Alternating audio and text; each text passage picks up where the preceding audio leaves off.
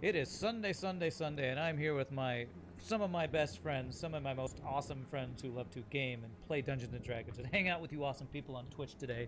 Hope you all are having a great weekend. Hope you're ready to find out what's going on here. And damn it, 1 second, everybody.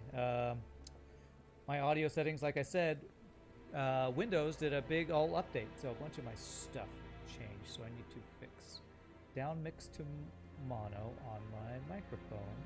So I'm not only coming through everybody's left ear. There we go. Okay.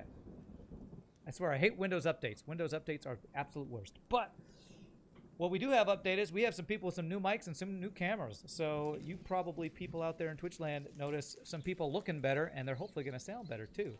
So we might be messing with microphones and audio settings and stuff today. But I'm super excited to hang out with you wonderful folks to continue our Curse of Strahd campaign. Just to remind everybody who's joining us here today. In the top left, we have Archon, who's playing Ulrich. In the middle, over there, we have Doreen, who is our amazing GM, who's got a new mic and camera, so she'll look and sound better today. Top right, back from the crazy woods of Barovia, we have Jeremiah back to join us, which is awesome. And of course, Shogi as Galen, and then Zach over there as our amazing fearless leader, Connard. But we are back, and why don't you take it away, Doreen? See how the new mic sounds. Hopefully, it's working okay right now. Yeah, hopefully it's working. So we left off last time with you guys finally getting the Taroka reading from the mysterious Madame Eva. I hope you guys took notes on that, and Ulrich decided to also have a personal reading with Madame Eva. I think that went fairly well, don't you, Ulrich? Yeah. And then Tasso also kind of was lost in his own mind, his own emotions, and for the most part, stayed away from the party. He secluded himself nearby, still within sight, within the woods. Eventually, everyone did go and find them, but not before Galen had to have an intervention again with Ulrich. Uh, because lo and behold, who else showed up at this encampment but Strahd himself? Apparently, he also wanted a reading from the mysterious Madame Eva. So, after all that was done, and both parties decided not to engage in any type of violent behavior, Strahd did find Ulrich alone in a little bit away from the camp. They had a little discussion, and that was just out of earshot of Evander. But Evander, you did see something going on over there with Strahd and Ulrich. You missed it just because of the way their bodies were. That Strahd has actually bitten Ulrich at least once. When you guys actually did make your way to find Tasso, you found him sitting at the shore of the Seer Pool with a name written in front of him, and he seemed very lost in thought with that. So unless there's anything else I forgot that you guys feel is pertinent to remind everyone, I think we can begin. One thing, and I think you said you're going to get to this.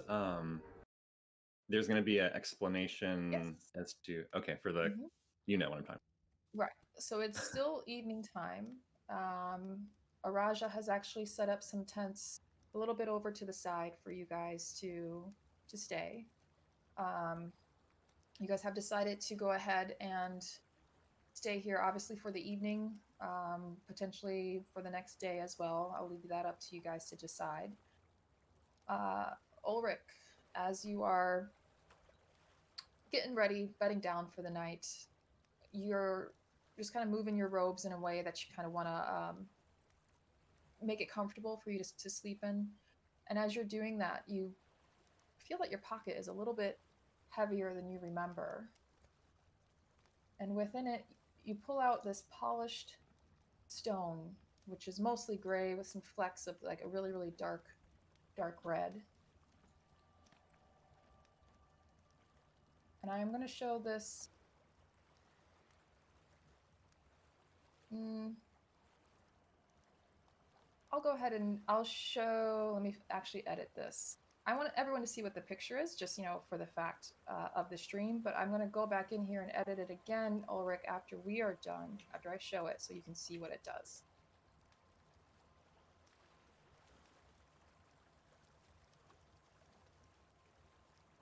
But this is what you find, kind of hidden within your pocket. Okay. So What is this? mysterious. So unless there's any kind of things you guys want to wrap up right before you guys go to sleep, if you want, we can go ahead and move into morning, but feel free to do whatever you think you still might need to. Yeah, Ulrich's gonna look at the stone and she's like, what? Does this look like... Make Okay. an Arcana check for me. Okay. And I'm still exhausted, right? Yes. Oy. All right. So disadvantage. Okay. It's more than enough. So you're able to kind of glean some information about the stone. And I have updated it so that you can go ahead and take a look. Yeah. Other than that, that's all that you guys have so far for tonight. You see most of the Vistani have either already retired or are in or beginning to. But yeah, the camp is now quieting down. What would you guys like to do? I think, well, Ulrich will have a little silent, nervous breakdown. But otherwise, I guess it's fine. Can Evander ask Tasso what he found so fascinating over in the woods earlier? Why did he feel the need to write in the dirt or hang out staring at the water? What was going on? I did not write that. Evander kind of wants to look over at Galen and Connard and be like, who wrote it then? As I sat staring into the water, it wrote itself in the sand.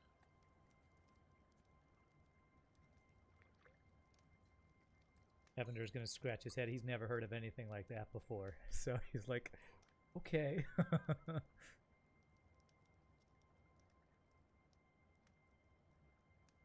Does the name mean anything to you, Tasso? It is a name it's a name I have not heard since I was a child. It's my name.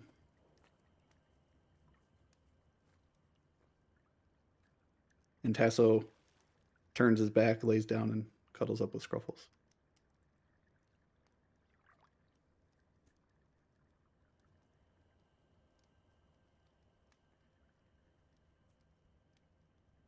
All right. So everyone else prepares for sleep. It actually is a pretty good night's sleep. Finally, I'm sorry. One thing. During the night, can Ulrich get up and make it seem like he's going to go, relieve himself? Some of that ale. To the edge of the woods, but not go too far away. And the rest of the party is sleeping, I suppose. Yeah. Okay. And looking, I guess is there a watch up in this camp, or is it everyone feels safe? Well, everyone feels pretty safe here, especially they're Vistani. I mean, they're pretty at home in Barovia. Okay. Then Ulrich's gonna walk out of earshot of the party for sure, of anyone, but not too far, keeping sight of the camp. And just within maybe the tree line at the edge of the camp, pull out the stone Mm-hmm. And so he knows how to use it, right? Yes, Does he add? Okay. Does he have? it's not a super rare artifact Sure. or anything. And I would say you would even gather if anyone else saw that, they would probably be They able wouldn't to, have spent. yeah, Especially Connor. Yeah. So, but okay. So Archon doesn't know. Do I actually have to speak to use it, or can it just be like a mental message? I forgot. I literally just put it in the, what's it called? You did, but it just says you send a message. I think you would actually have to speak it. Okay.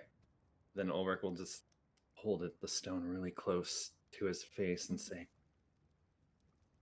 "Can you hear me?" And a couple seconds go by, and you kind of hear this warm chuckle. My dear Ulrich, I'm always here. And you know the voice. Okay, just checking by.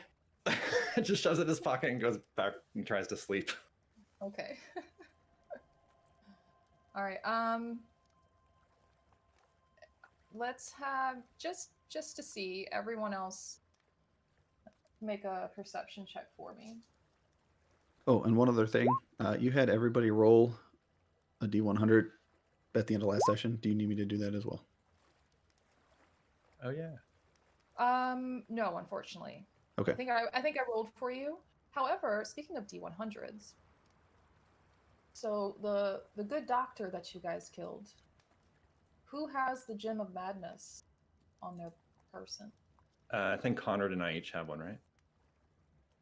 I believe that's correct. Okay. Yes, Connor definitely has one. All right. Well, I put it into all of your journals. Ooh.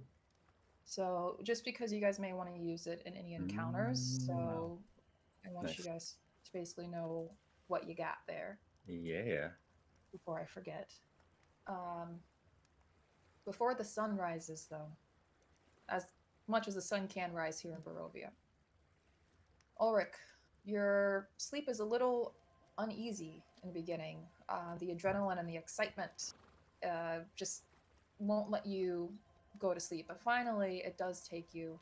You do fall into a nice deep slumber. And while you're there, you actually are dreaming of the forest, the Slavich woods. Sorry, I keep hitting the mic here. Oh, I didn't hear. Not to talk with my hands. Hey. And as you're in the woods, it almost looks very, very familiar to you. And then it hits you. This is the spot that Rahadin had actually killed you. So immediately you're a little bit unsettled and unnerved.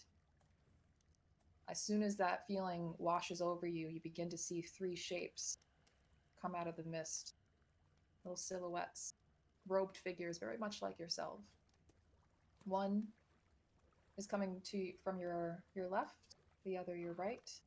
And you get the sense and the feeling, and you whip around real quick, and you can see another coming from behind you. They don't seem threatening. In fact, you can't even help yourself. That as they get closer, you let them touch you. Both the women or the figures in front of you, they do kind of seem very feminine in nature. Each of them grab your hand. The other behind you covers your eyes. And immediately you do feel a sense of calm, sense of warmth, a flash of your mother when you're very, very young, kind of a quick memory of her, that comfort washes over you. And then even through the hands that are covering your eyes, you can see this bright, shining light, and you haven't seen it in days, and you recognize it as the actual sunlight. And then just like that, they're gone. You're blinded for just a moment before finally the clouds and the mist obscure the sun. And you look back down at your hands, and you see that on your palms, There's now some new symbols kind of inked in there, almost like a henna tattoo. And upon seeing that and the dream and the women touching you, you gained a type of quote unquote charm, but also this instinctual understanding of how to utilize it, what these symbols mean. It's like they imparted some type of intelligence, learning through their touch, through this dream. So this is your charm of the day's corona. Corona. Yes, once you use this, at that point, you do know it will be gone. However, you will have the ability to use it until the next full moon, or as they call it here, full tide. So just keep that in mind. Okay. Well, Ulrich had a horrible night. No sleep. All this stuff happening. Okay. But with that, all of you would be able to start to perceive movement and voices throughout the camp. Camp's waking up. So it's probably now about maybe 6, 7 in the morning. And you can even, before I go on, if you guys want to sleep anything later, that would be my choice if I were there. But what would you guys like to do going forward? Ulrich is definitely sleeping in. Evander would be getting up and chatting up all the people in the camp, just kind of seeing what they like to do during the day. Try to chat with the woman the previous night who was dancing to continue to try to trade moves with her, just to kind of ingratiate himself with the camp, kind of thing. Okay. And feel free to move your token to wherever you think you guys might be. Again, where the tents are at the bottom right-hand screen is kind of where I envision you guys are chilling and relaxing. But also upon seeing that people are starting to arise, Irina herself will also wake up, and she'll actually approach Araja and ask if there's, anything I could do to help with the camp. My brother has taught me a little bit about how to cook. I'm not the best, but I would like to help. So Araja shows her over to Rena, his wife, and you can see them kind of off in the far side of the camp, prepping the morning's meal, things like that. Evander, so you made your way over to Valeshka? Yeah, is she one of the tokens here? Is she the one down here? No, actually. That was supposed to be at the GM layer, but Oh, sorry. that is no, it's fine. That is actually Eliza Egar, the woman that had all the babies that Ulrich was speaking to, the Okay. one that was really made up in this beautiful, pristine makeup. But she's just, out and about right now, trying to wrangle in her kids. And you can see that her wagon is just covered in like children's like finger paint. Like the kids just went wild on their wagon. But yeah, so that's not her. But we'll say that Valeshka is actually on the other side, maybe a little bit closer to where Irina is, which would probably be over here. Over here, okay. So you're chatting her up. I chat her up. I'd probably be performing for the kids, because if there's kids around, he would pull out his knife, start juggling, start playing. Okay. He would perform for whoever's around. Okay. All right. The kids are absolutely loving it, and you can even see a look of relief on Eliza's face, like, finally, I get a break. But yeah, what is everyone else doing? I guess while Ulrich is sleeping, I'll ask you. So, so this full rest thing, we have to figure that out, right? So that means that after we wake up, we have to like chill out for the whole day to get a full rest, right? Yep. Did we say last time that we were going to ask Madame Eva if we could do that? You asked me, but you haven't asked Madame Eva, Right. or even Araja, if I remember correctly. Well, Ulrich is just still sleeping. Hopefully, trying to sleep as long as he can. All right. Connor, Galen, Tasso. You guys awake, out and about? I'm merely sitting up, just propped up against something, and I'm waiting for Connor to wake. Okay. Connard is awake. He's kind of keeping to himself. Probably still kind of looking over that book that he's been reading. What about And Tasso? so I'd like to talk to Connor if I can. Sure. But first, Whatever, Tasso, Tasso. are you awake or? Yeah, I'm awake.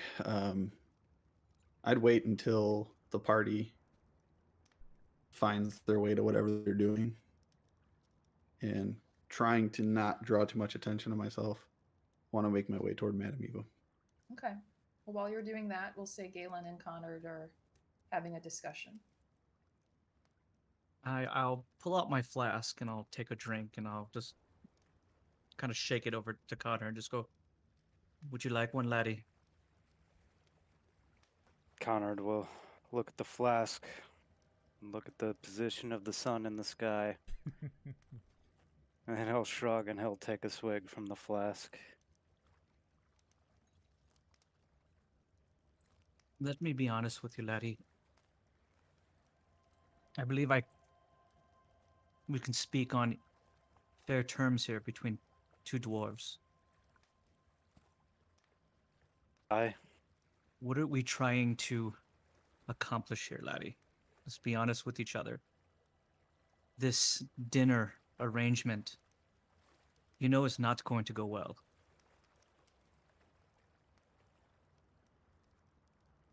Connor would like to look around and see if he can spot any animals, particularly birds, but really any kind of anything larger than an insect in the area.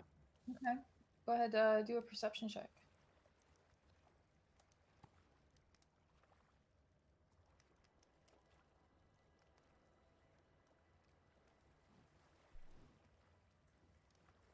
Okay. I mean, you see like little chipmunks and things like that out in the woods. You can hear them. You don't really hear a lot of birds per se, which isn't uncommon here in Barovia. But other than that, you don't really see much. Okay. Then in Dwarvish, he'll whisper,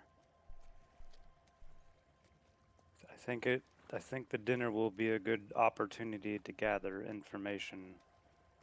And from everything I've heard, I don't think Strahd will try to harm us at that time, at least not directly.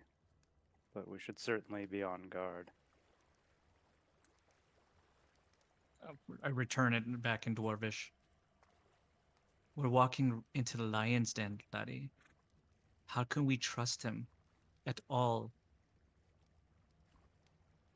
I don't think we should trust him at all. But studying a lion in its den might be the best way to learn its weaknesses. That makes sense, laddie. And I can understand that from a strategic point. But also walking into the lion's den makes us... It's essentially ringing the dinner bell. Yes, we should certainly do all we can to be prepared. We can't take Arena with us. No, definitely not. We'll deliver her to Valaki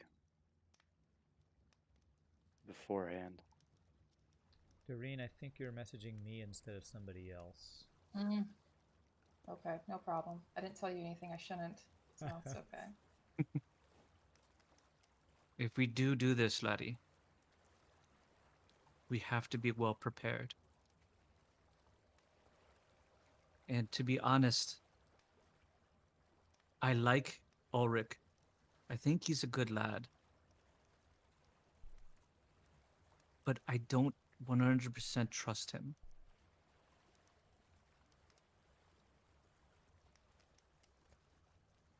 If we I go understand. in, it's essentially only 4 of us, laddie. Let's take some time, continue to observe Ulrich, between now and then. And when the time comes, we'll make a decision regarding him with more complete information. Fair enough. I will accept your wisdom on this part, laddie. But we must have a strategy if we're going to walk in. Do you have any ideas or proposals? My proposal is to not go at all. Well, that is an option, but But if we're going to decide this as a group, then we're going to have to figure this out as a group as well. When that time comes. all will have their say before we make a decision. Keep an eye on Ulrich, though.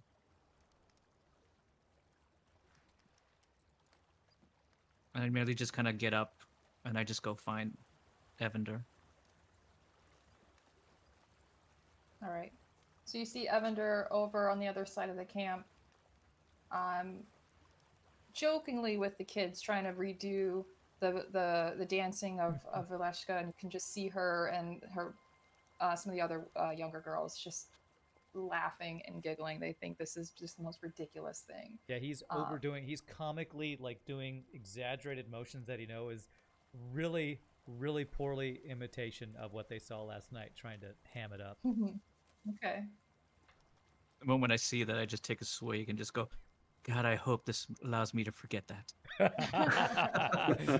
God, I hope that it feels like it's seared into my brain. Evander's gonna go, Galen, you should try this. This is a lot of fun. I merely just turn and walk away. I'm just like, it's too early in the morning for that, laddie. It is quite early, isn't it? So much so that Tasso, when you reach the tent, you actually don't hear anything inside. I wait. I would not intrude. Okay. So I'll probably just prop myself up, lay my back up against whatever this card is right here, and wait until I hear anything. Okay. I will say it'll probably be an hour or so before you hear Madame Eva awaking. So during that time, does Ulrich finally awake? He slowly starts to come around. What time is it now? Now it's probably about like maybe about 9 o'clock, I'll say. Okay. And then question to the group out of character, just from last time. Didn't we talk to Irina about possibly staying like another full day? Didn't she say that was like a good idea? And I don't know if we confirmed that with her, but we talked about that, right? It sounds familiar. Yeah. Yeah, I think 'cause we you might have. would know it's a 2 days journey just to get to Valaki. I feel like she said, yeah, that would be a good idea. I guess we can Yeah, we can confirm ask her. in Again. character. I think we had talked to her about if we're gonna rest, this is the best place to do it, kind of thing. Yeah. Right. But I don't know if you guys have actually asked any of the Vistani. I don't think so. Right. Okay, we were just talking about it. Okay. Ulrich will get up. Just be like, what a night. I look down at my hands. Are those markings are still there? Mm-hmm. Yep. Oh, by the gods. I just look around. Is anyone near me, like looking at me or noticing me? I mean, not really. No. Okay. Then I reach into my pocket. Do I feel the stone? Yes. Oh, by the gods. Okay. So Ulrich is feeling distressed and walking. Is anyone cooking? Yes. Yep. Yeah, they're making their breakfast. Actually, most of it's already probably been made and starting to serve it out to the people. Does it look like the Vistani are offering our group any food? Is anyone eating? Absolutely. They'll come over, hand out some plates and some drinks to whomever would like it, Okay. including you, Tasso, even though you're kind of off to the side there. Ulrich will especially try to receive it from Eliza if she's offering any of the food. Not Eliza. No. Okay. Well, he will accept and eat quietly, I guess, and just kind of look around the camp. At some point, he'll walk over to Tasso if he has time before Tasso talks to Madame Eva. Maybe a little bit of time. Then after Ulrich eats, kind of saunter up.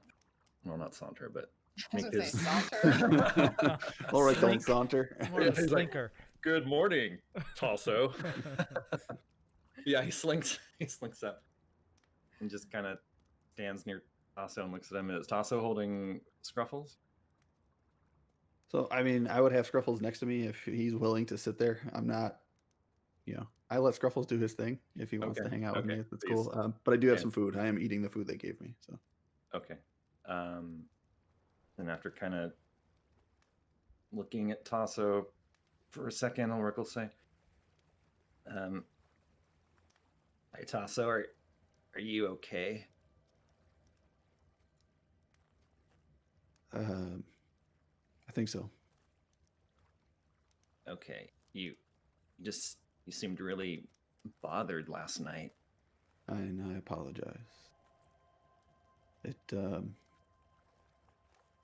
There are things that you hear and things that you experience that impact you more than you would expect.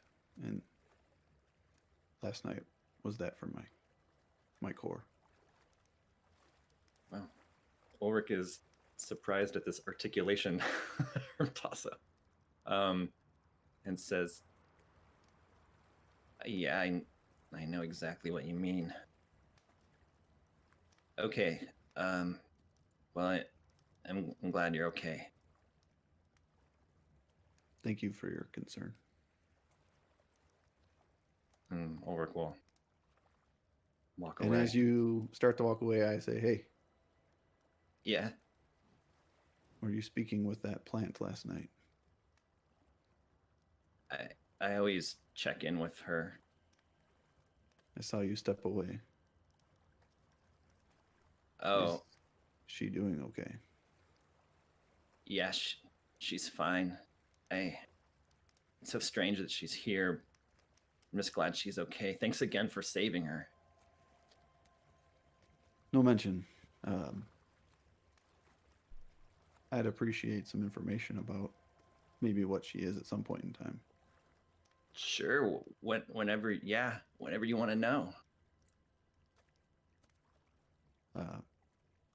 I've never seen a plant like that, and I've lived many days in the woods. What is it?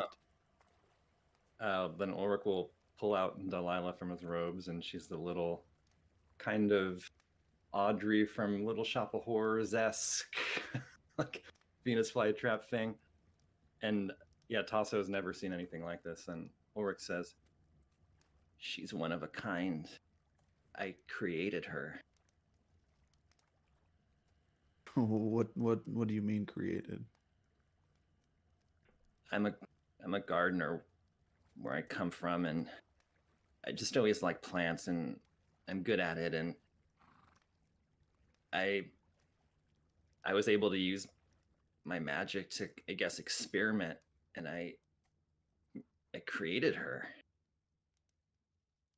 And as he holds up the plant, it almost kind of like turns to look up at you, Tasso, as if there's some like sentience, some like awareness of your presence.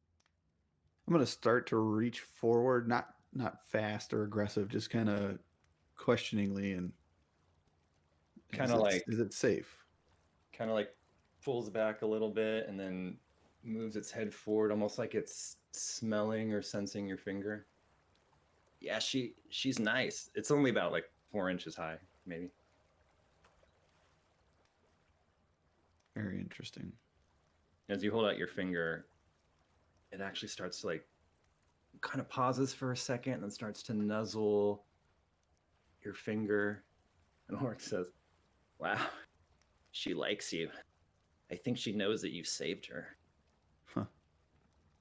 It was my pleasure, little one, and I'll do a little scratch if I could without scaring it. I'm not trying to be aggressive. Yeah, as you scratch the top of her head, kind of bends down and her leaves sort of wave in response to the touch. Okay. Yeah. How's Scruffles doing? Probably better off than me.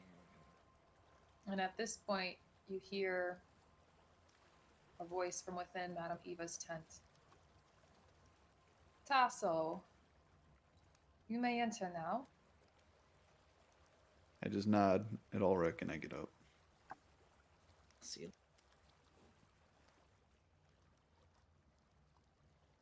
So I'd step into the doorway. You see Madame Eva there, already sitting at her table. Tarot deck in hand. She just puts them down, kind of sets them to the side, makes eye contact with you, and says, "Please, Tasso, sit. Let us talk." I would do so. You wait outside my tent. What is it that you wish to speak to me about? You spoke of a name yesterday. Spoke of many names yesterday. You know the one of which I speak. Very direct, Tasso. I enjoy that. What do you wish to know? It is a name I did not remember. How did you know it? The weave tells me many things. The name follows you even if you do not accept it. How did it get to wherever we are? I'm not from here. No, you're not. And yet here you are. Why would I not call you by your name? Tasso just kind of puts his head down a little bit. It is the name your mother calls you, no? If she could. And with that, he lifts his head. A little bit of tears in his eyes. Do you mean she no longer lives?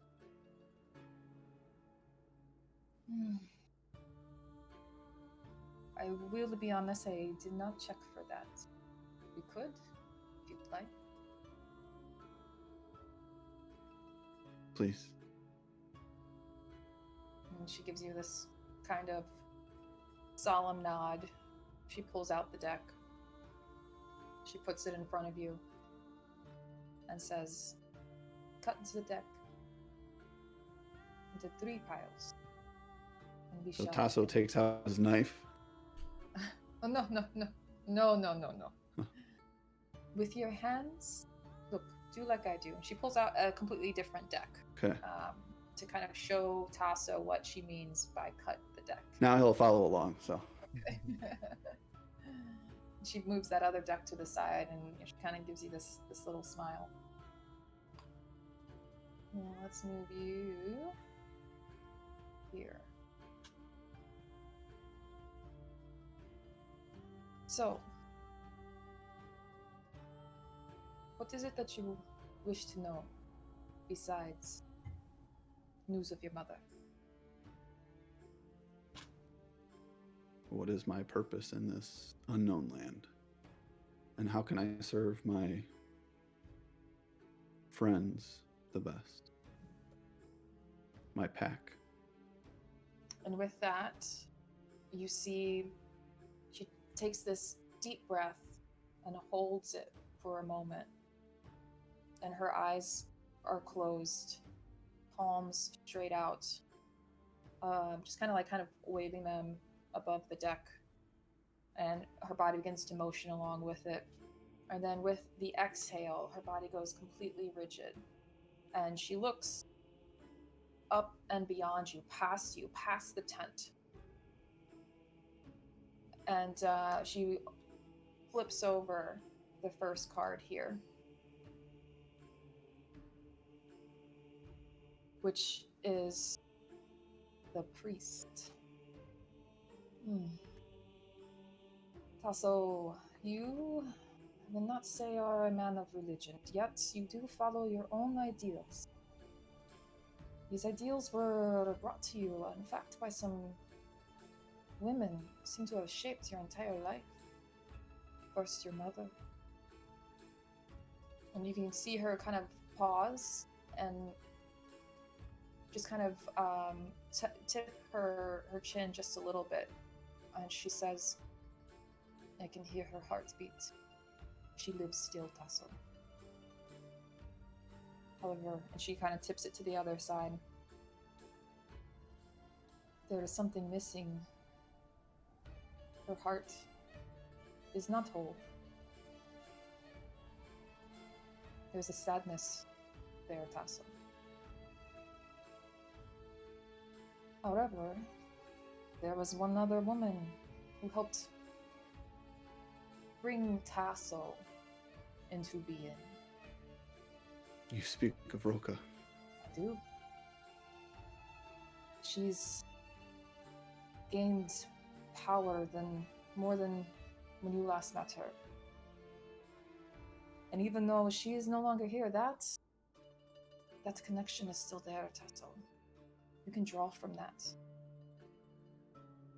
And she pauses for a moment, and she looks this time directly at you. There is one other woman, though. It is drawing their eyes to you. You wish to see where your path leads here in Barovia. This women, these will be your guides. Do you have a name? They do not have name. No. They are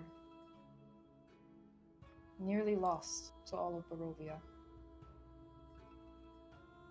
And she moves on, kind of mutters. You can almost see, like, honestly, she's a little bit, kind of upset that she can't gain any more of what was given.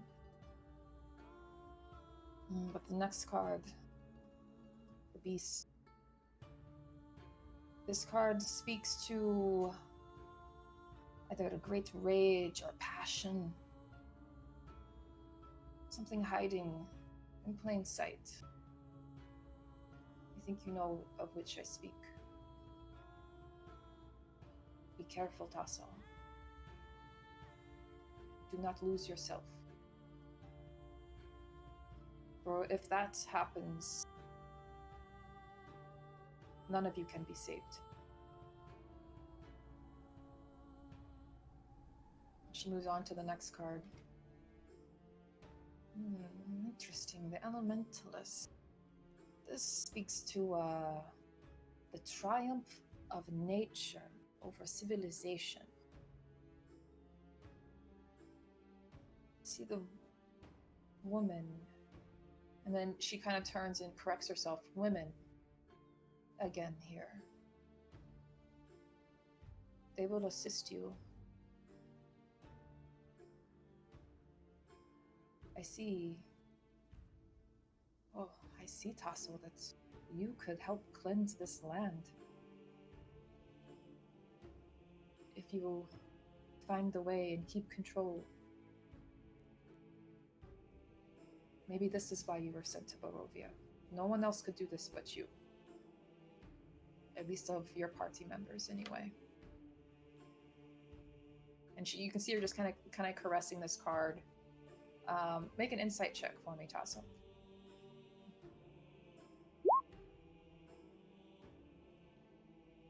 Okay. You see just a quick little flash of hope.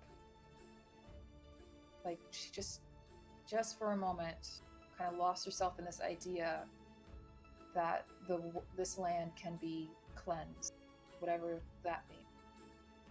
How will I know what to do? They have already reached out to you, spoken to you. They've touched you already. Though you may not understand it. 3 women. In your dreams, no? It's always in the dreams with Barovia.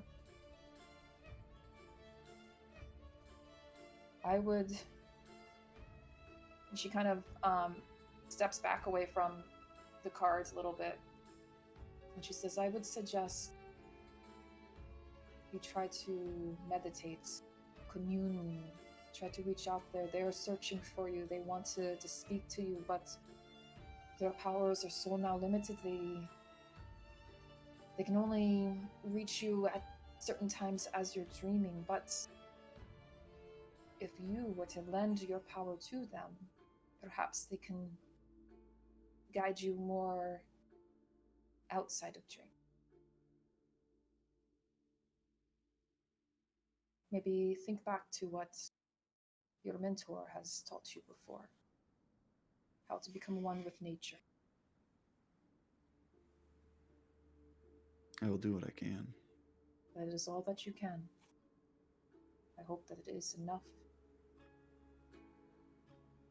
And you can kind of see her slump down on the table a little bit. You see that she's physically looking tired. Now, Tasso, is there anything else? Is there anything that I can do for you? You can have a Raja bring me my tea.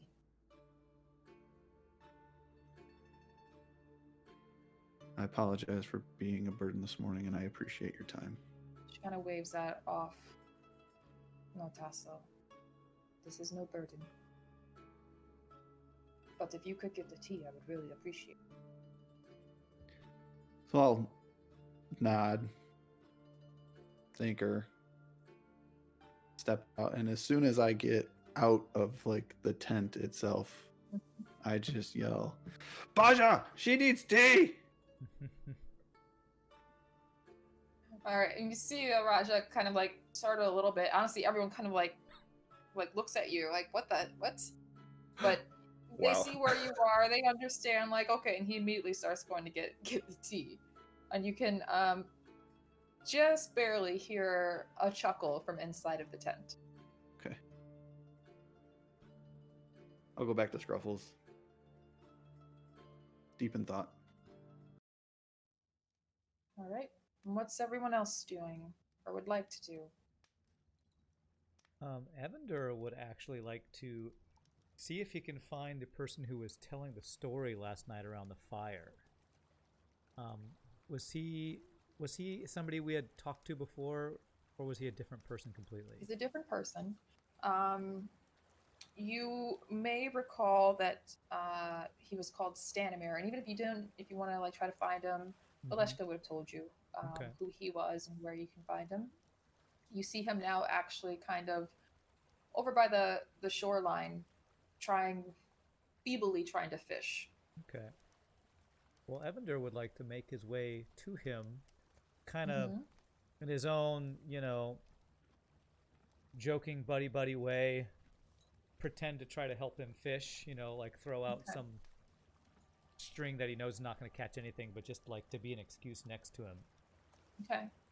And start to try to chat him up. Say something like, Stanimar, you said his name was? Yeah, Stanimar. Stanimar. My friend Stanimar, I've not got to meet you yet. As a fellow performer, I love to talk to those who can weave a tale. You are truly skilled, my friend. Kind of like looks you over a little bit. By now everyone in the camp kind of knows who you guys are. But he just looks at you with this. Is it just a string that he's using? He's just like throwing out a string. Yeah, like I took a string out of my pack and I throw it, not trying to catch anything, as a really feeble excuse to be next to him. Okay. He just kind of turns to you a little bit confused, like, you know you will never catch anything like that. You at least need a rod. Here. And he kind of pulls one up that's kind of been sitting next to him. He has a couple different ones, actually, and kind of tosses it, hands it over to you. And says, no, the trick is to get it as far out as you can. The fish towards the shore, they know better, but the ones up there are a little bit stupid. So if you can catch something, that would be great. We can have it for lunch. We do expect more people, so I'm trying to, help where I can. Oh, Evander feigns ignorance, like he had no idea what he was doing, and he's like, okay, now he can really do it. And as he throws out his line, he's gonna be like, trying to casually say something like, so can you tell me more about this Vistan that you were talking about last night? Mhm. You kind of see him get a little bit serious, and he says, "Look, you seem like a nice guy. However, you are not Vistani. So no, you are lucky to even hear what you've heard." Evender kind of nods. He says, that's understandable. You can't go telling everyone all your deeper secrets. That's true. I would like to say my father was a storyteller, and what he liked to tell his audience was that unless we know our own history, we're bound to repeat our own mistakes. So we are strangers in this land. So if you have anything you can tell us, any hint at all to avoid turning into what we've heard other travelers have turned into, dead, I would gladly take your advice. Roll a persuasion check for me. Okay. Persuasion. Evender should be good at this. I guess we'll find out. Oh. It's pretty good. Good. Quite good, yeah. He turns to you and, again, I like you. I see you with the children. They like you. That's that speaks well of your character. So, here's my advice, since apparently you will not be able to leave. Stay away from the old mill on the hill. Try to find a safe place in Vallaki, and quite frankly, you should just stay there and maybe live out the rest of your days. Stay away from the old mill on the hill, is what he said. Yes. Okay. There is not much else that you can do if you wish to survive this land.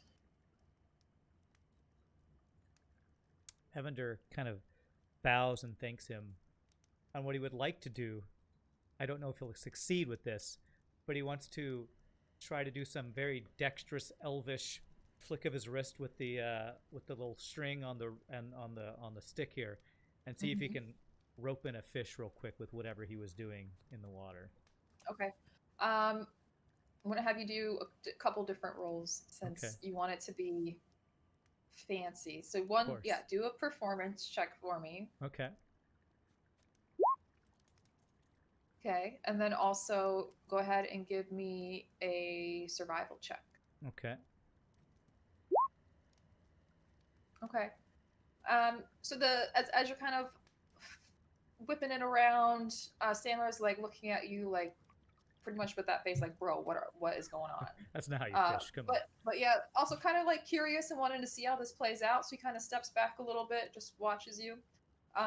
You kind of do make a little bit of mess of it at the beginning, but then you catch yourself and you're able to just whoosh, let it fly. And you just kind of like look back at him like, yeah, don't worry.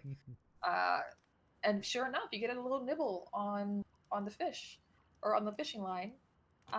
You start to reel it in. Give me a dex check to see if you can actually get the fish. All right. Just straight dex, right? Okay. 30. Oof. Okay. So you pull it up. You start to grab it. You feel like you got a secure a hold on it, but then it does a little like wish with its tail that you weren't expecting, and flip a little water in your face, and you're like, yeah. And then it just like falls back down into the water and swims away as quickly as possible. And you hear Stanimir let out this hearty chuckle, and he comes and slaps you on the back and says, "No, you're all right. Don't worry about the fish. We'll have some of the younger people go and get this later. I mean, this is not our job after all, right?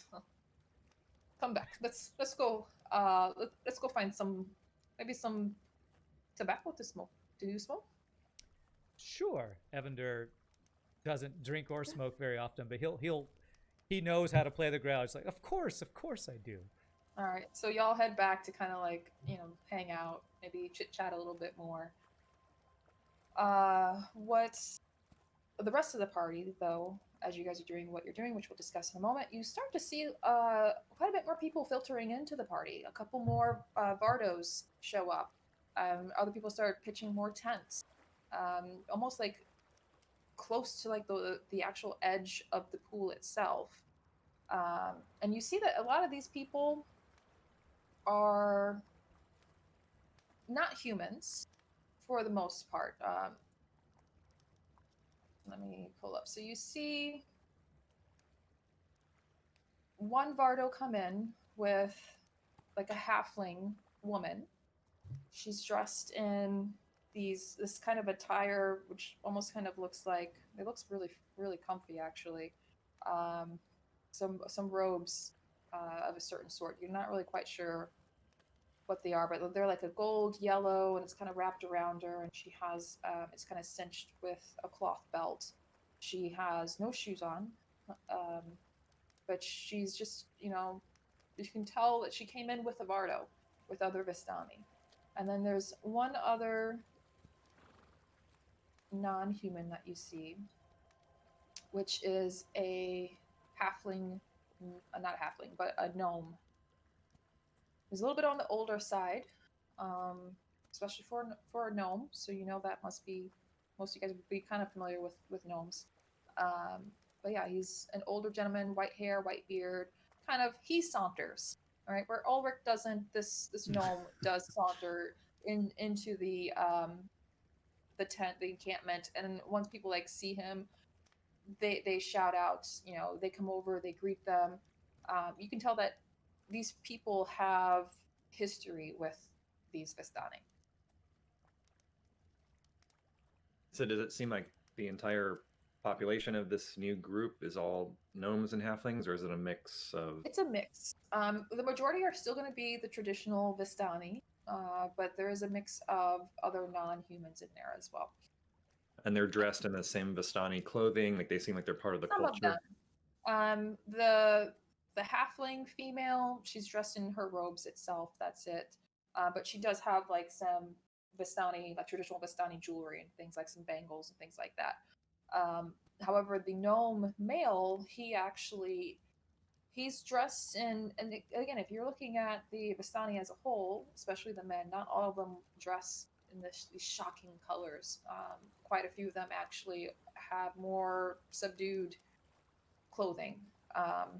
He's more dressed like that, but however, he does have like scarves, like around his neck, around his waist, and those are like the colorful clothing that you would associate with the Vistani. So what's everyone else doing?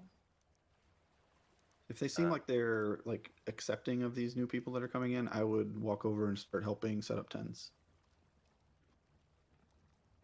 Yeah, okay, they will gladly take that help. And like even like throughout the day, because I guess you guys are gonna be staying here all day. Is that right? We haven't asked, but yeah. Yeah, Ulrich was gonna talk to Galen about that.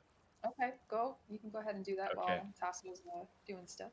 So while Tasso is with Manamiva and maybe helping these newcomers, Ulrich's keeping an eye on all these new Vardos and finds Galen wherever he is. I'd be somewhere near Arena, watching over her. Okay, so they're both. Well, that's actually even better. So there, you're kind of talking to Irina. Mhm. Okay, so Ulrich will not saunter over and say, "Well, first, if Irina's nearby, Ulrich's gonna look at her and kind of get a read on her to see what her demeanor is towards him." She like is watching you. Okay, but not friendly like she was before last night. There's a little bit of a conflict. I mean, she's not shooing you away or anything, but she's not like welcoming you either. Okay. Ulrich will kind of look up and a little weird, awkward smile and look away again and just focus on Galen. Say, good morning, Galen. Good morning, laddie. Good morning, Irina. Um, Good morning, Ulrich. Galen, I was wondering, did we decide if we're going to stay here a full day to rest? I think that's what we were attempting to do here. Before we press on, have you talked to anyone else? Is that what we're all in accord with? I think so. We were talking about it last night, right? I'm still really tired and hurt from everything that's happened. You look like you should get more rest, laddie. Did you sleep well last night? Yeah, it was okay. I could sleep more. Yeah. Hard ground. You get used to it, laddie. I'm used to dirt and pavement more, actually. Oh, then you should have had an excellent sleep there, laddie. Yeah, just weird dreams. But okay, so we're staying here then. I'll look to Arena and just go, should we ask someone if it's okay if we stay an extra night here? Yes, I suppose we should ask maybe Araja. He seems to be the leader of the camp. Maybe. You see her kind of like looking for him. Ulrich just Yeah. looks at Galen. I'll find out and get it sorted out, laddie. Okay, thanks. Bye. And just gives a weird little sideward look at Irina again as he makes his way. And you can, Galen, as Ulrich leaves, you can hear Irina says, "There is something wrong with that man." There's He's been not the something same. wrong with him since we've ever laid eyes on him. But I understand where you're coming from. He's just not the same since that night he came back. Something. What do you mean? I don't What know. exactly are you talking or referring to? When he died. You remember that, right? I have to admit, that was a bit of a shocker. I said that's not normal for Barovia. I mean, people, yes, sometimes dead isn't always dead here, but we don't come back the same. But it's more about, I don't know, it's just, I can't put my finger on it. I don't know if he's the same Ulrich from before. Is it a feeling that he cannot be trusted in the end? I don't know about in the end, but I just feel like maybe he's lost. I don't know. I'm gonna keep watching him though. Okay. Let me ask you something, Arena. We're gonna have to be pressing on the next day. Maybe we should try to find out as much information as we can. Might you they seem to like you here. Might you ask if they have any information on who I have worrisome or not, who this I forgive me, guys. Is it the bishop or the abbot? The Abbot. The abbot. Might they know who this abbot fellow is? The last thing we need is somebody seeking us out for vengeance. I mean, I have heard of the Abbot, but nothing in particular. It's on the far side of the valley, near Crest, and I haven't been out that way since I was a young girl. And that's nowhere close to where we're taking you, right? No. So it's like much further west. Yeah. Sorry, I have to like see it in my head. Sure. But yes, it's much further west on the other side of the valley. So should we be concerned at all? Well, he is a follower of the Morning Lord, so I suppose not. But I'm to assume we would felt that way about the good doctor that had met us as well.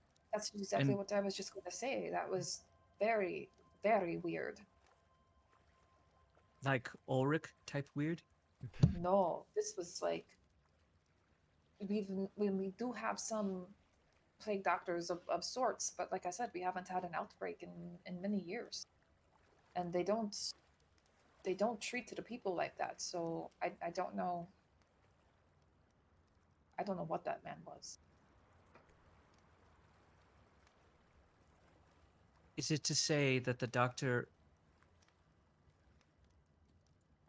possibly worked with the abbot? Well, that's what he said.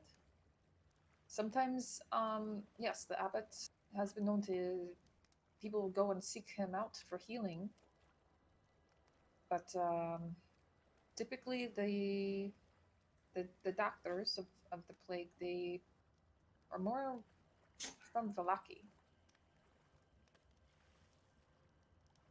Might it be safe to say that if the good doctor had gone off the rails, then it could be that the abbot maybe has gone off the rails as well? That is a possibility, but we Do haven't they heard work any rumors. independently of each other? That was my understanding.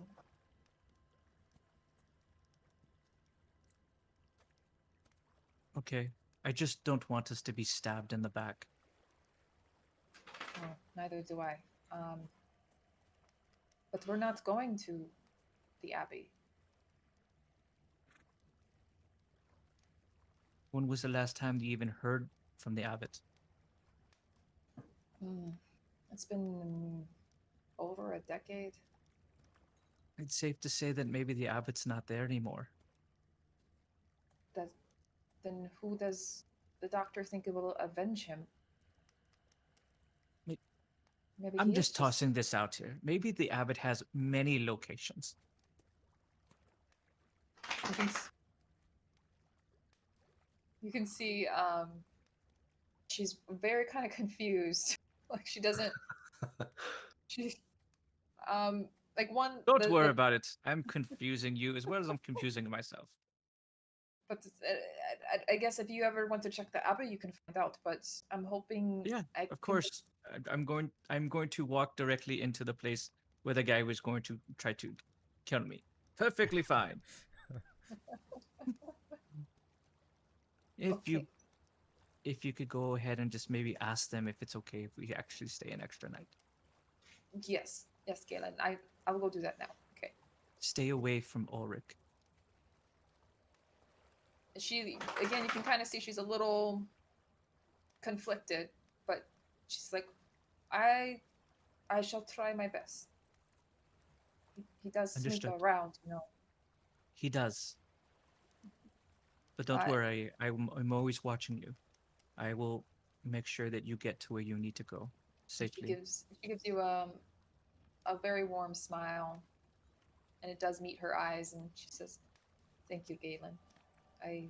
You don't know how much that means to me.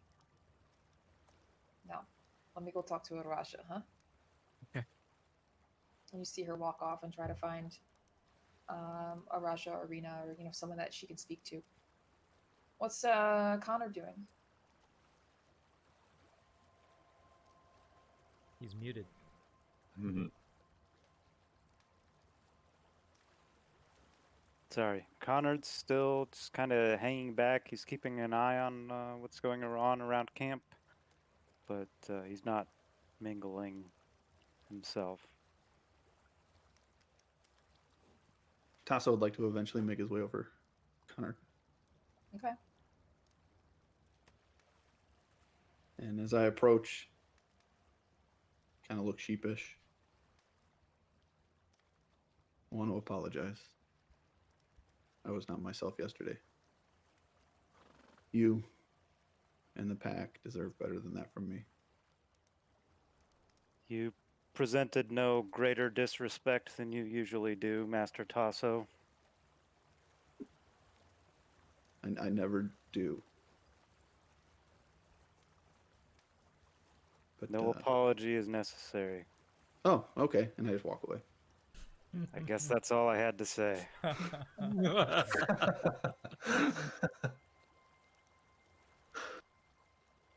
All right. So Irina does come back. Galen, since you are watching her, you would have seen Raja actually pointed her to Madame Eva. You see her kind of duck in the tent. Not very long, just a few minutes or so. And you see her kind of come out.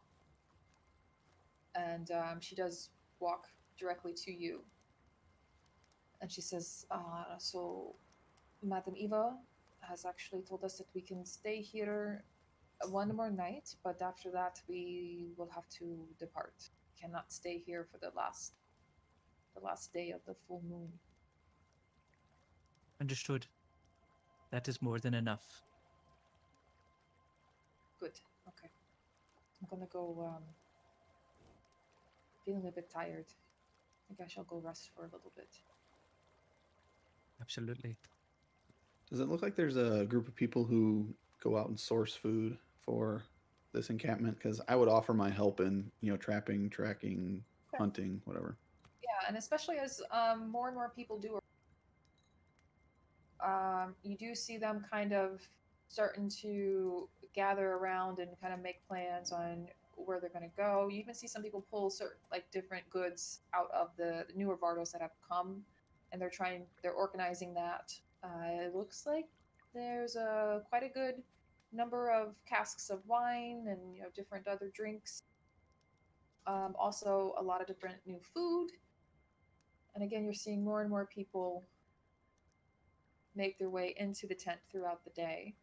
But yeah, so some of them have decided that they will try to go do some light hunting, foraging. So if Tassel would wish to assist with that, you can roll a survival check for me. Ooh, hunting. Nice. Yeah, Kind of so my you're- thing. So what do you think Tassel would have been able to scrounge up for them? It depends on what their meals have consisted of. If it's, meat based, he would have, done some help with tracking animals and directing hunting and letting people know where things are at. If it's foraging, it would have been, whatever they were in need of is where he would have focused. Okay. It's a little bit of both. I would say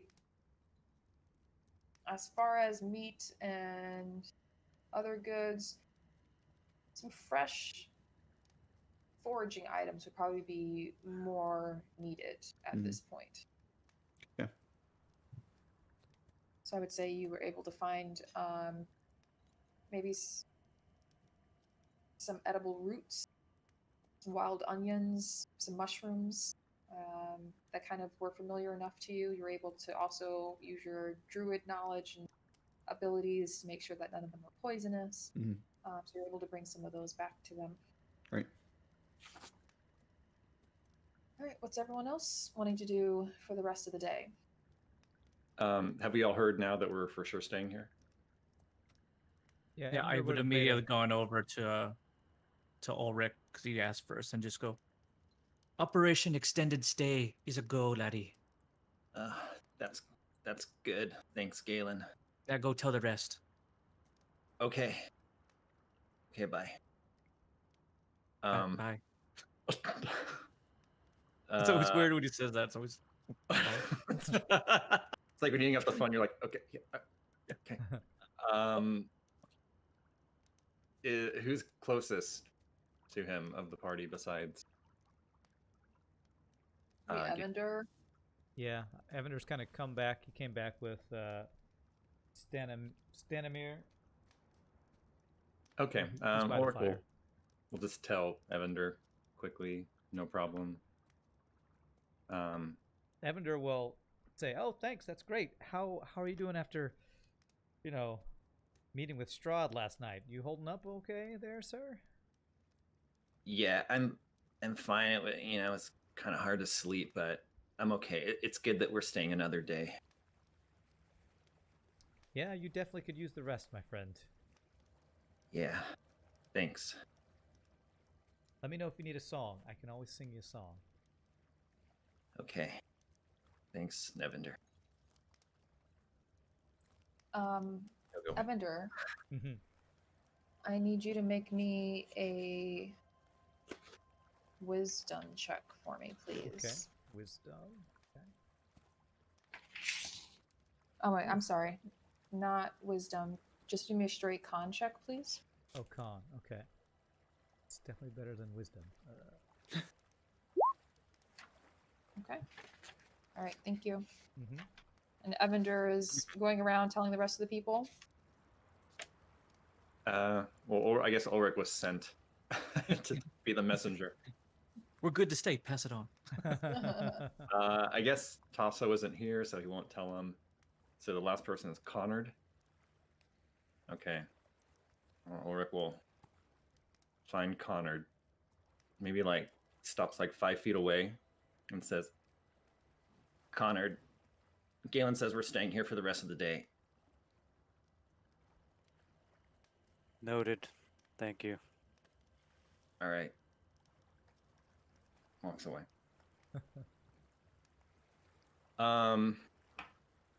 Is there an obvious place that's like designated for people in the camp to relieve themselves? Yes. Okay. With the- Then Ulrich will go. Does it involve walking into the woods? No. Well, it's closer that way, I would say. But there's like a couple outhouses on either side of the tent. Oh, it's actually outhouses. Yeah, it's basically like Okay. it's still like a hole in the ground, but there's at Sure. least Like a- coverage. Yeah. Like a little house on the prairie kind of privy outhouse thing. Okay. Sure, I don't know that Sure. reference, but Sure. Okay. Okay. Well, then Ulrich is happy to find such a thing. And then afterwards, so Evander is back in the camp. Yeah, Evander would Talking be back in to- the camp. He would probably even go find Galen and sit down and chat with him. Okay. Is Tasso back yet at this point, or still out? by now he'd probably be back. So it's approaching now the like late afternoon. Okay. So if Tasso is alone, Ulrich's gonna walk up to him. I'm not trying to be alone, but I mean, you'd be able to catch me in between things. So Okay. Ulrich's gonna say, actually, before he does that, Ulrich was gonna walk by the lake and just feel the water. Is it cold, really cold, or does it seem it would be pretty cold? No, yeah, it's quite cold. And also, I mean, keep in mind the weather of Barovia right now. Again, it's very misty, heavy overcloud. Probably still like at the highest will be in the mid 40s. Yeesh. Okay. Jeez.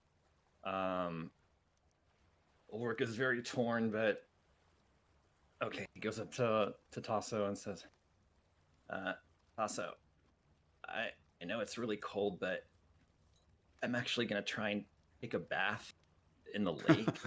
what is bath? You put water on yourself. Oh, when it rains. It's not raining.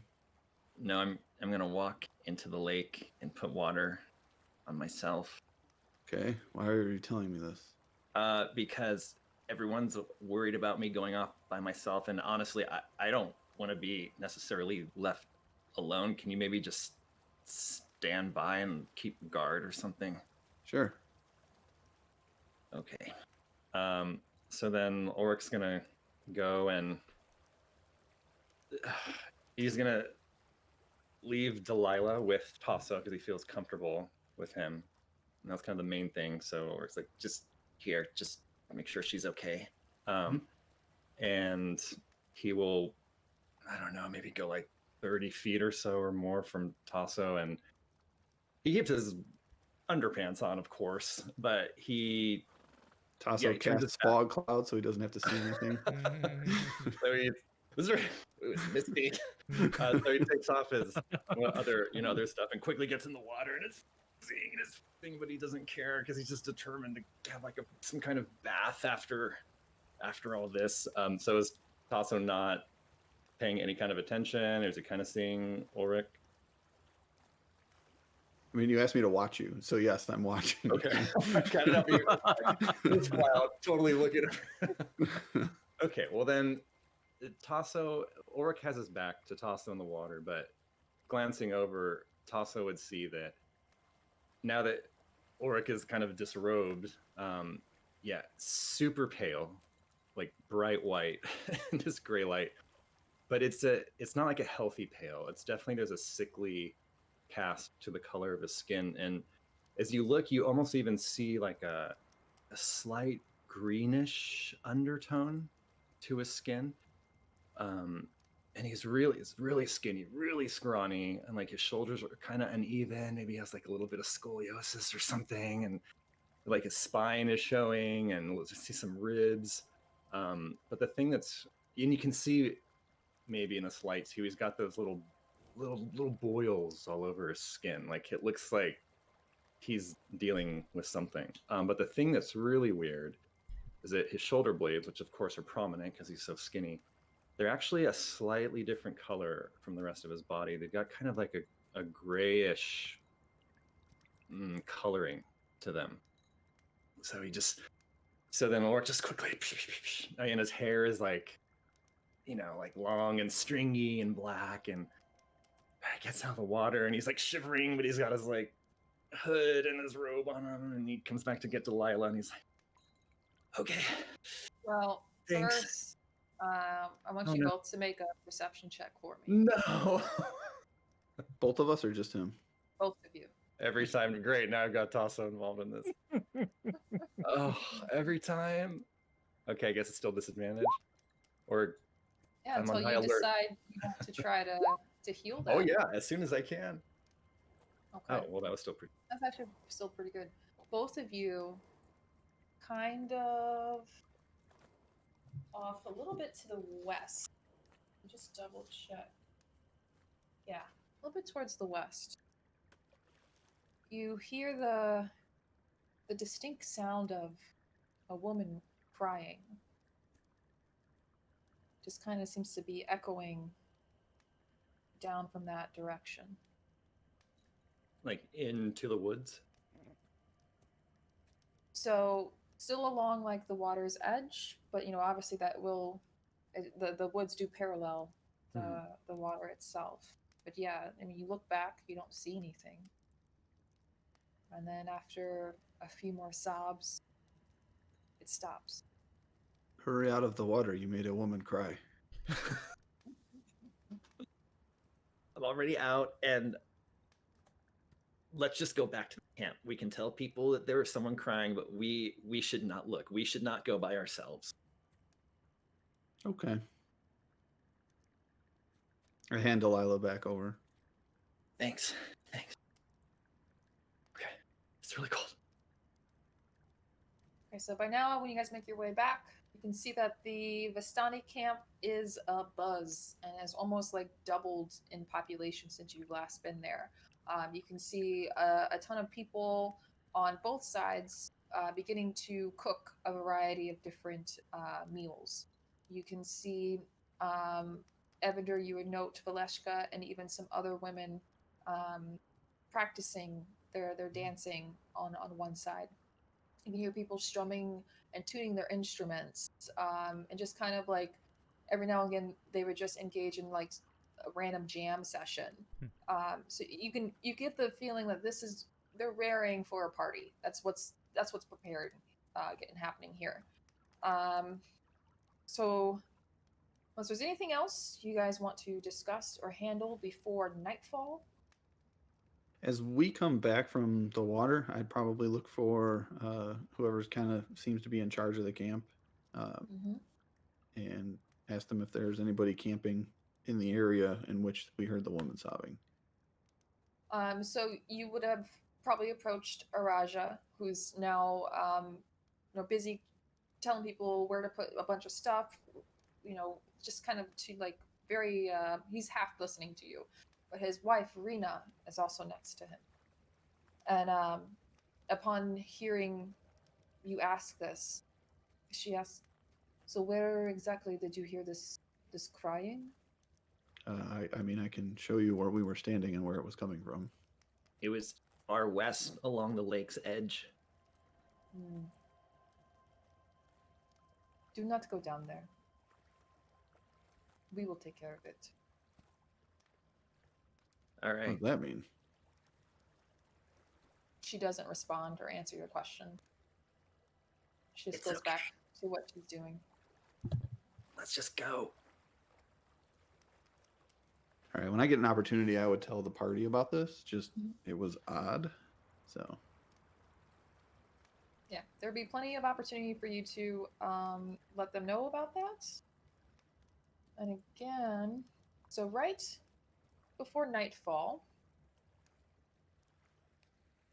Can I actually before that, if I can? Yeah. So now that we're, I guess, taking this long rest, when can I try to get rid of the exhaustion and the masochism? and is there a way for anyone to help or no? yes, he will absolutely need help. Because that was one of the changes I made to the rules, which of course I cannot find.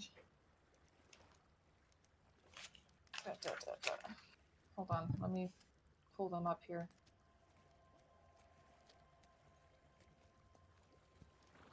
Lavender can take this time to tell Galen about what he heard from Danimir about we need to stay away from the old mill on the hill. What does that even mean, laddie? I don't know. Old mill on the hill? So you, I assume because it's with Galen, Irina couldn't be too far. Yeah, Sure, she'd yeah. be always close to me. Yeah, she says there actually is a mill on the way to Valaki. That's where that's where Granny makes her pies. Yeah, I thought she said something about that. Why would he tell us to stay away? Is the mill still operational? Well, that is where her and her daughter. She has a daughter? You guys a daughter? She has two daughters. What are their Good. names? There was, I think she mentioned it to me once, Ophelia, and the other one, that one escapes me. I don't remember that name. But do they actually operate the mill? That is where they make the pies. Like Irina doesn't understand what you mean by like operating the mill. Do they grind grain into flour there? What little grain we do have in Barovia. Does everybody in the area bring their grain there? Mostly. Some of it does get sent out, obviously, to Barovia, the village, and also Valaki. Kresk seems to pretty much handle their own stuff. They don't trade much outside of their commune, but yes, it's either the bigger cities. There's always, and again, you guys would notice as you guys were leaving the village of Barovia, there are still farmsteads outside of it. Not they aren't very large. You didn't see very many grain, at least from what you guys saw. It was mostly like pumpkin and turnips, things of that nature. But there are farms here within the land. Lavender's going to ask Irina then, have you ever heard for a reason to stay away from this old mill? No. In fact, I think Ismark and Vasily had stopped there once on the way back to the village of Barovia after one of their hunting excursions that just kind of went awry. I mean, they didn't tell me the details, but I'm pretty sure that they didn't find much good wolf hunting that day. Lavender is going to reiterate, I'm thinking we probably stay away from there, because if he gave me a warning like that, I don't think that's something we should take lightly. That probably means you should stop eating those pies. But they're so good. That Evander- granny there's more to her than meets the eye. When Evander- Hit it. Meats.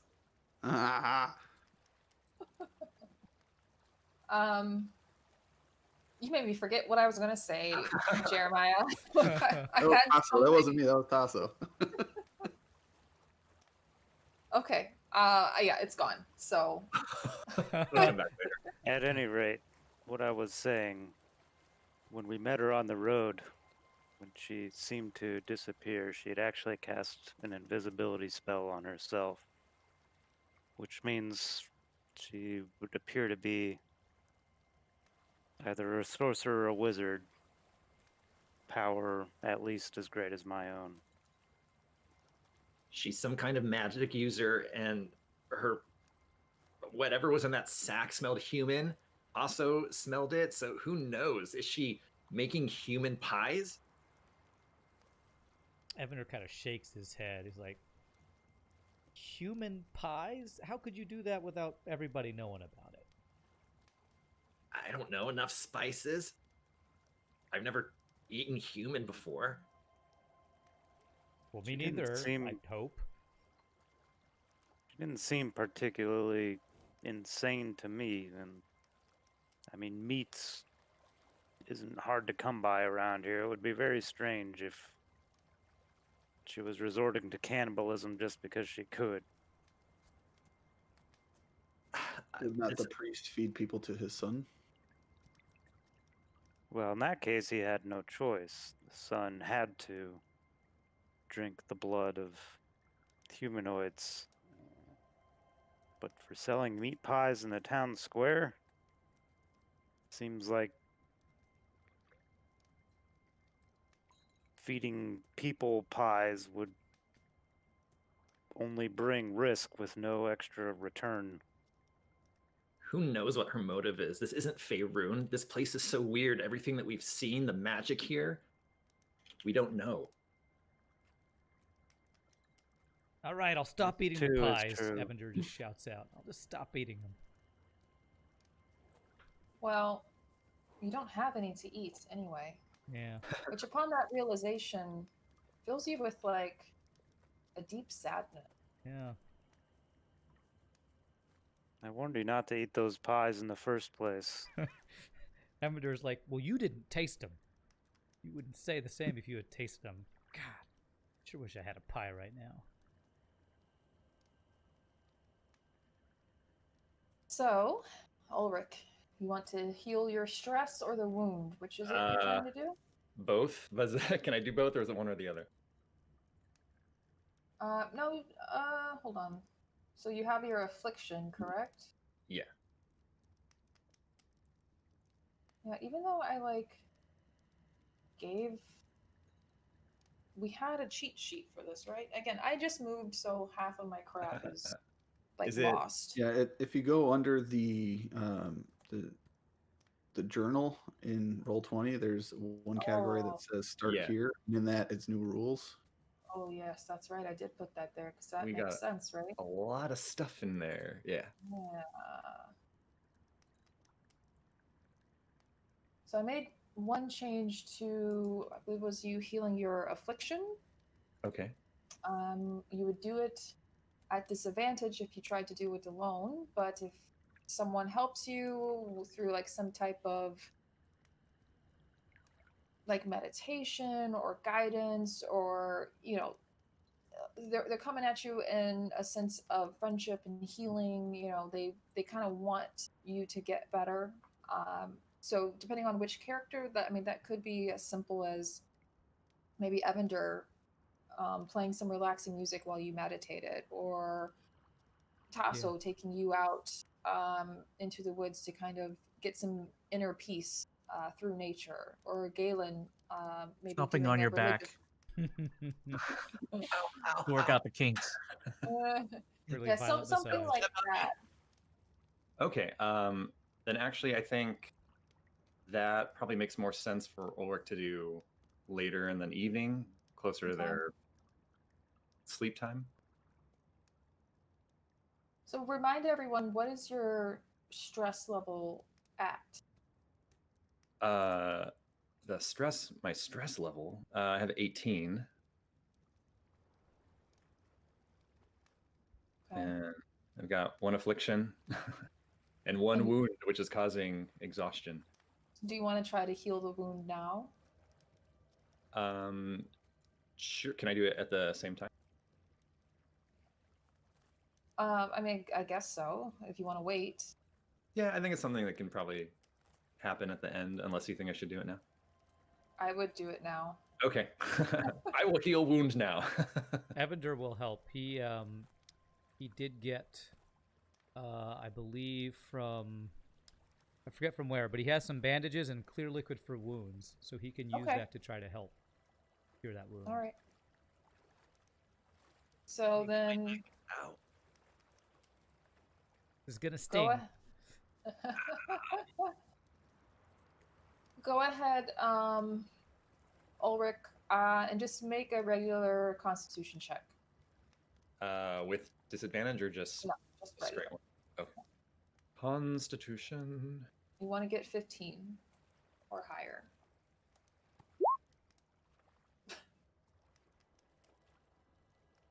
Okay. Again, there is that little part here about the healing. Since we do have a bard and a paladin here, you can take some time to magically heal them as well. Yeah, absolutely. But- Which one is that under? Is that under wounds? Yeah, and because we're doing it kind of like in a downtime way, you'd be able to just strictly focus on healing this wound up. So obviously, if you were down hit points, you wouldn't get anything for it, but you can at least get rid of this wound for Ulrich. Yeah, Evander would absolutely. He's trying to be more of the medic of the group. He would absolutely try to use magical means to attempt Okay. to heal this wound. So go ahead, mark that off of. Are you using like healing word, cure wounds? Yeah, I have healing word. I still have a couple slots there, so I can try to use healing word to do that. All right. And if you didn't refresh your slots from your last rest. Oh wait, no, you guys haven't done your No, we haven't long done a full yet. rest, so I'm still missing some slots. Yeah. Okay. Yep. So by this was your first night. Okay, so last night was your first night. Mm-hmm. This upcoming night will be your second night. So beginning the next day, you guys will have your long rest. Cool. So my Okay. Your wound is healed. Yay! Be Do you healed. keep- You keep in mind that your wound can reopen if you're ever critically hit in combat. So Can we go back to this lady that was screaming? Yeah. I was Oh, waiting you for mean them to crying. I said I Yeah. told do that y'all. before we go back to that. I Who's think screaming? when Connor heard about that, I don't think he's gonna trust these Vistani to deal with it appropriately. So when what was it, Tasso that was letting everybody know? Yeah. So when that happens, he's gonna go find Galen. He's gonna ask him, "Have you heard about this woman that Tasso found crying in the wilderness?" I have, laddie. Seems that there's a lot of crying women out here in Barovia. Ain't that the truth? Should we look into it? I don't know if I trust these Vistani, and they were very non-forthcoming with information and what they intend to do about it. Aye, true. Given that we know Strahd seems to be friendly with them, I don't think we should leave it to them. Okay. Well, I'm with you, laddie, if you want to go investigate. But I don't trust the woods either. And what might be out there. It would be best to travel in strength if the others are willing to join us. I'll I ask think- Evander. And Connard will approach Ulrich. I'll just walk up to Evander. Evander, laddie, you heard about what Tasso said. Yeah, something about a crying woman. Are we gonna go head away from the camp to check this out? Connor and I believe that we might not be able, or at least we shouldn't put our full trust into the Vistani here. and what they might do to handle this. True, but they are very protective of their ways. Are we sure we want to risk offending them? They've allowed us to stay at their camp. Are we all hearing this? I'm I don't assuming know. this Are is you? between us? I don't think know. Connor was gonna go talk to you. I was just talking Well, to I was Evan. healing You guys Ulrich, so heard him. Ulrich probably. Oh, knows that's Bob. right. Yeah. Yeah, Unless he's you right wanted there. to move off and tell him privately. Now, if he's hearing all this, then Yeah, that's a good no, point. that's fine. Oh, So- okay. Galen's saying this out loud. Ulrich's like, "You're gonna go against what the Vistani said to do?" We Yes. can at least investigate. I don't know if that's smart. They said that they would take care of it. We're here as their guests. What does that even mean? They would take care of it. I don't know. Why don't maybe you should ask first just before going out by yourself and maybe offending them. I turned to Arena. Is she there? She would probably be sticking close by, What do you watching think? watching Ulrich.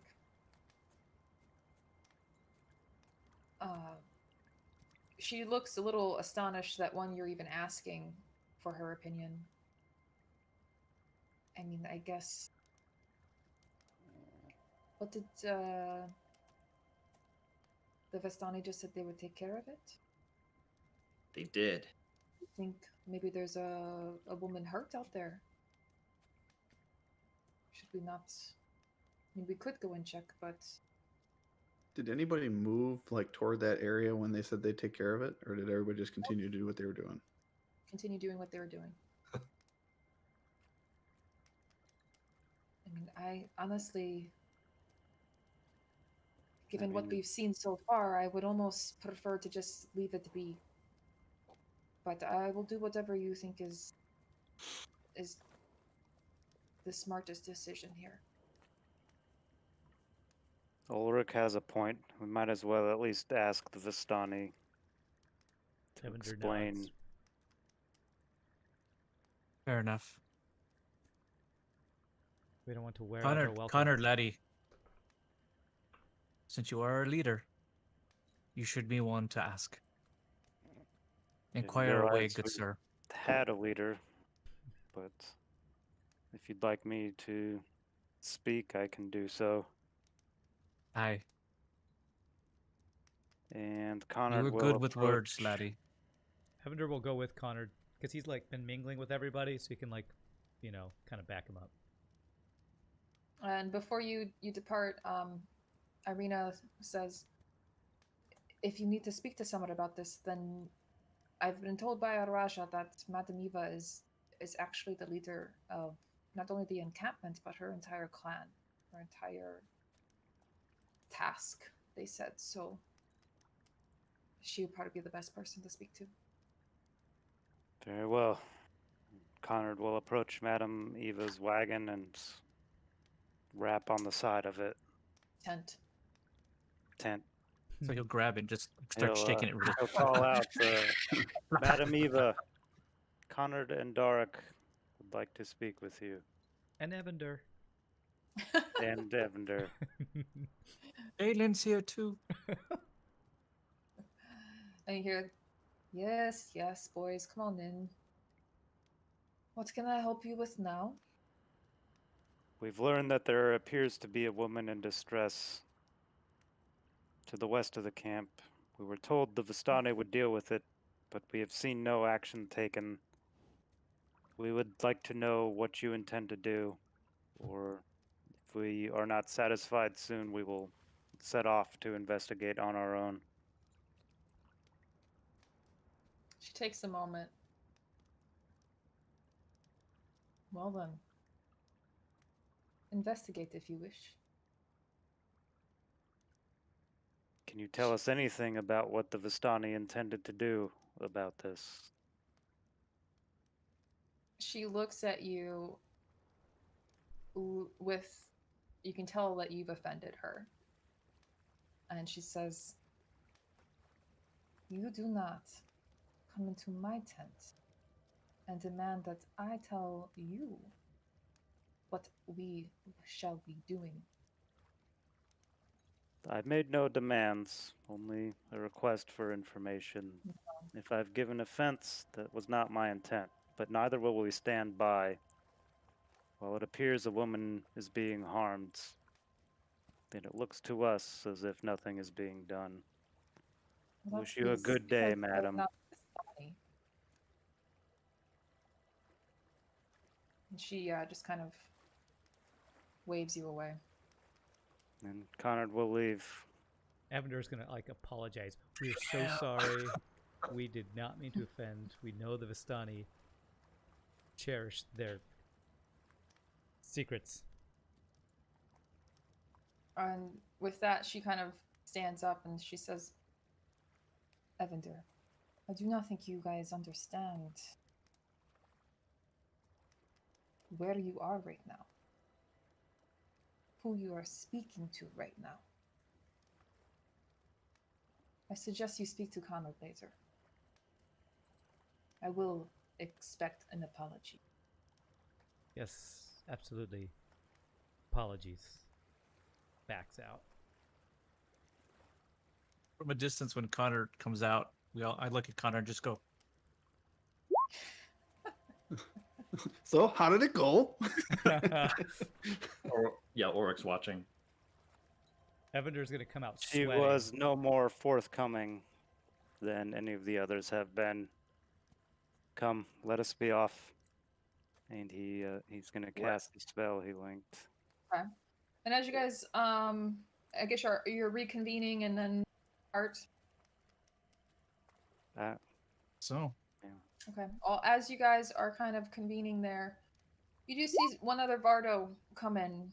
This one, the wagon is painted completely red, from the barrel top roof all the way like to the spokes of the wheels. Everything is red. However, it is accompanied by another large group of Vistani. These ones are all brightly dressed, both the men and the women. There's people going alongside the Vardo playing instruments and dancing and just really making a show like, hey, bitches, we are here. Pay attention to us. And I would say each of you give me an insight check. All right. No more disadvantage.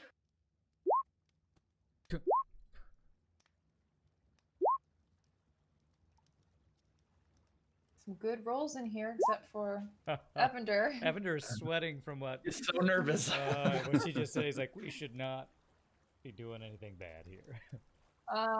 So we have Ulrich, Tasso. You guys would notice that as this, in front of the Vardo, kind of leading this procession, is this kind of like a man, maybe in his late 30s, again, brightly dressed, all in purples and reds, making his way through. He's kind of like schmoozing it up with everyone, like, hey, look at me, aren't I hot shit? But as he kind of locks eyes with Eliza Igar, you can see this kind of look of contempt in his eyes. He just kind of like, he doesn't do it, but he kind of makes the motion of like kind of spitting on the ground upon seeing her. And then he just switches up his gaze and like keeps going. It's just a brief little micro interaction, but you guys are able to pick up on it. And how does she seem to react to this? She just seems very like stone-faced. She chooses not to react. She's kind of trying to hold it together, have a very straight face, doesn't want him to know how she's feeling. But you guys are heading out. Is that right? Well, when Ulrich and when Evander and Connor come back, Evander obviously looks very nervous. I take it. Kind of distressed and like, oh, we might have touched a vein there, kind of thing. And what does Connor? How does his demeanor come across? He's setting off towards the west with his shoulders squared, with the sense of purpose on his face. Ulrich's like, "What, Evander? What happened?" Must have gone well. Evander kind of sighs and looks back. Is like, I don't think Connard and Madame Eva have gotten off on the right foot. Orc said, what do you mean? Connard said he was going to go check it out, whatever she said, and she said that we don't understand what it means to be Vistani and that we shouldn't make demands. So, But of course, I'm a dwarf. Well, yeah, she's right. What else did she say? he looks at Connard retreating back and said, "He's going to have to apologize later. I have a feeling if we're going to be able to stay another night." Is that what she said? Almost verbatim, yeah. She's mad? Well, do you see these Vistani? They have their history and their secrets, and they don't like people prying, and I don't know. Is Connard still walking into the forest? Yes. He feels he's wasted enough time already, and this woman could be in danger. Oh, damn it. Is Or it safe to get say up. that maybe the woman out there crying is a Vistani as well? Who knows? Who knows? She didn't stop us. What's the word? Restrict. Yeah, she didn't say Restrain? you can't go. But Whatever that say. She didn't basically- say we're not allowed to go help. Yeah. So Ulrich is running after Connard, and we'll get close to him and be like, Connard! Wait! What is it? Evander said that Madame Eva was upset that you're going out there.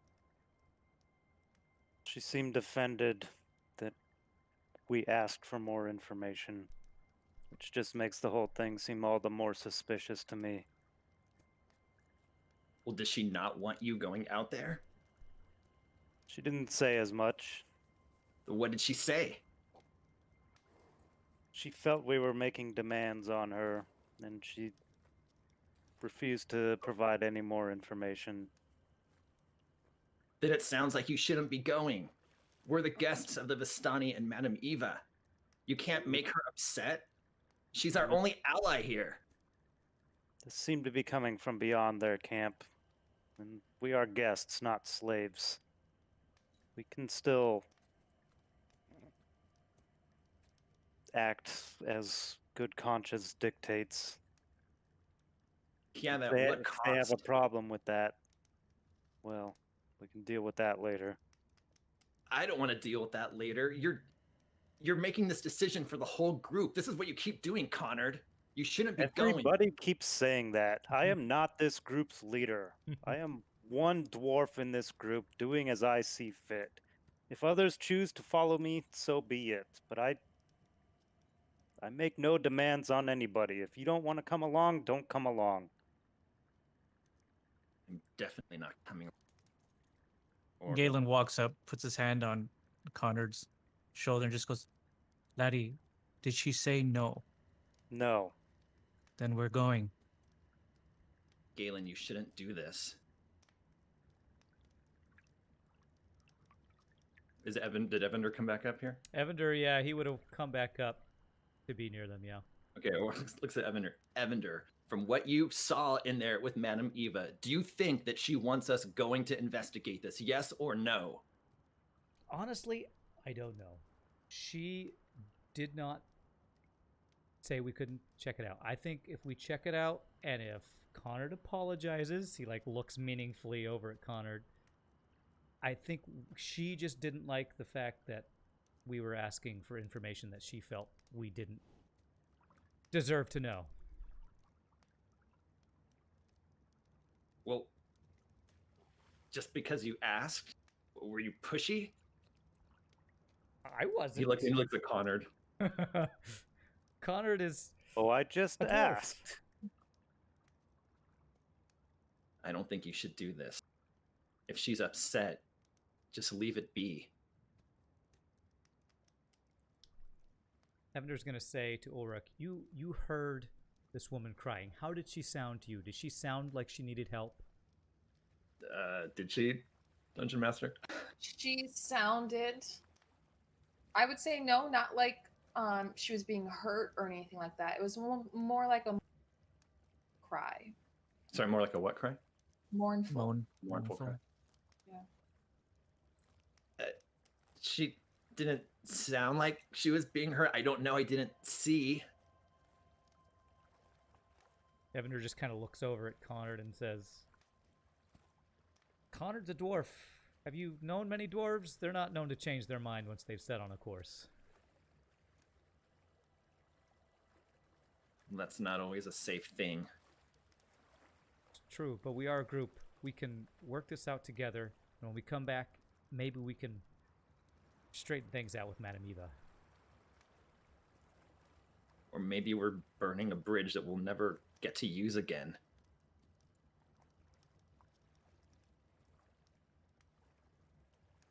Bridges can be rebuilt. And doesn't want to... Connor, don't you have some kind of magic that you could maybe look over there or something? Suppose I could send my familiar, but Okay, we'll start with that at least. Well, on that note, it's a good time to take a break. Man, tensions are running high, man. I don't know why people always send dwarves into diplomacy. It never really ends well. But Well, that's why Evander went with them. He was like, I can totally smooth things over. Yeah, it did not go well. No, he failed. Completely failed. yeah, let's take a little like 5-10 minute break. Come back, and you guys can kind of deal with how you want to tackle finding this crying woman. And I will show, as we go on to break, this awesome Ulrich fan art that Ulrich's friend sent, that apparently drew herself. So this is... Yeah, who was it, Archon? My friend Tina, who I've known for quite a few years now. We used to work together at Square Enix testing Final Fantasy titles back in the day. So Ooh. she's a great artist. So yeah, super excited. Maybe she'll do portraits of all the characters. That would be really cool. awesome. I'll just, That would be amazing. that would be Yeah. awesome. Yeah. I'll just say I'm glad you have your cloak on so we don't see all the boils and everything. So. Yeah. Cool. So we are going to take a quick stand-up stretch, restroom break. Be back in about 5 to 10 minutes. So you all hang out, and we will see you all soon.